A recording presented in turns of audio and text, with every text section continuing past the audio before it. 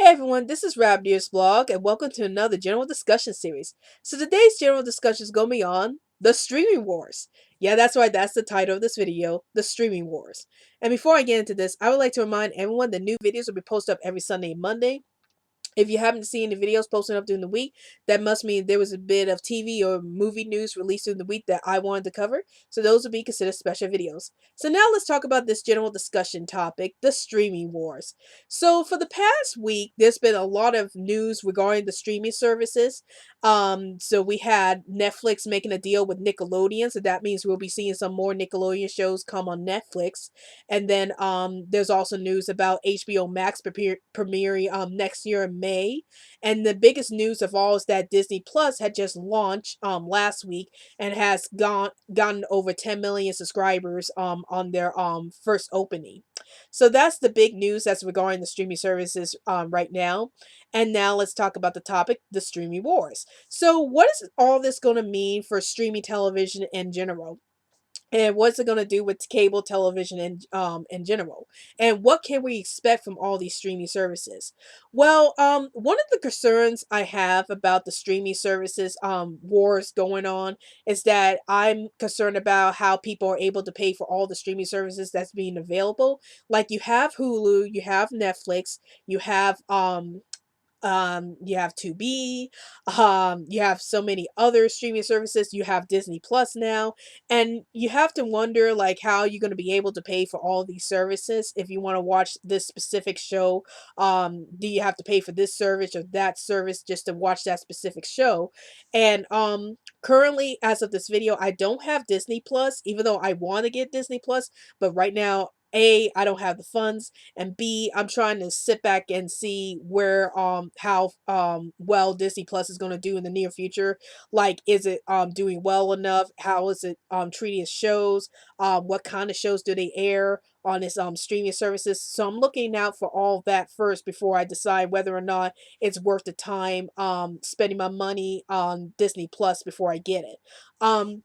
But from what I've heard so far about Disney Plus is that it's kind of like in between. Like some people say it's pretty good. Like they have a lot of shows to offer from. They got good ways for you to search for a show on their services.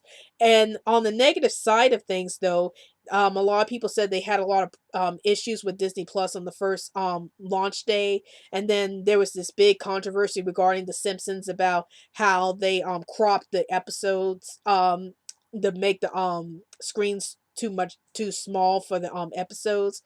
So there's some controversy regarding about that I'm a bit concerned about. But I am a bit curious about Disney Plus, but I'm still more concerned about how people are going to be able to pay for all these services at once, and what happens if you get more channels or more other companies trying to get into the streaming services, and how they people will be able to pay for all those services all at once. And then the second thing I am worried about with all these streaming wars is like what kind of shows are going to be showing to all these streaming services.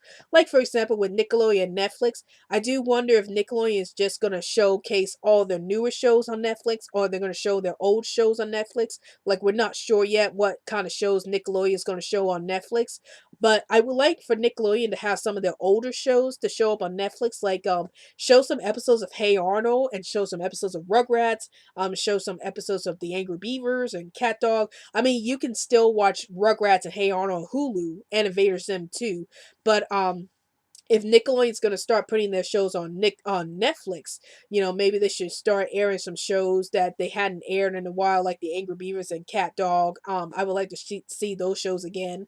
Also Rocket Power, some examples, and maybe they can air their newer shows like The Loud House and stuff like that on Netflix. So that'd be interesting to see what kind of shows they're gonna air. So basically what I take from all this is that the good thing about the streaming services I have so far, I own Netflix, I own Hulu, and the good thing about having these streaming services is that you're able to binge watch on all these shows without worrying about trying to catch a day when the show is going to premiere, and then you miss an episode and you don't understand the story that's going on in that episode or that series because you missed an episode that explained crucial parts of the story. But yeah, you you could like binge watch these shows whenever you feel like it. It's not a chore to like watch these shows since you can watch it anytime.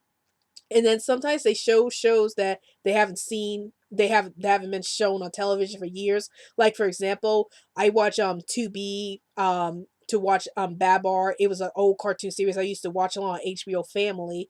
And I think HBO Family doesn't play that anymore, but I now I can watch Babar all I want on 2B. So that's one of the advantages of having streaming television, is that you can watch a lot of older shows, or you could binge watch a lot of older shows without worrying about whether or not they're going to come back on TV or not, or being canceled, whatever. So some of my concerns about this whole streaming wars thing is like the more companies start investing into streaming television in general, um would it make it harder for people to try to figure out what kind of subscriptions they can have, and how much money they have to pay for all these streaming services? And also, what kind of shows are they going to be able to show with all these streaming services? Like are they going to show a lot of older shows? Are they going to show a lot of newer shows? I'm hoping they can balance between the new and the old shows, because I want to have a bit of both. But I want them to show a lot of the older shows I grew up with, and I just want to see those type of shows on television again, or just see them on streaming so I can binge watch them again. But those are my thoughts about the streaming wars, and tell me in the comments down below, what do you think about the streaming wars? Do you think we're getting way too much streaming television lately? Which streaming service do you think is going to come out on top in the future? And what do you think the future for streaming television is going to be like in the future?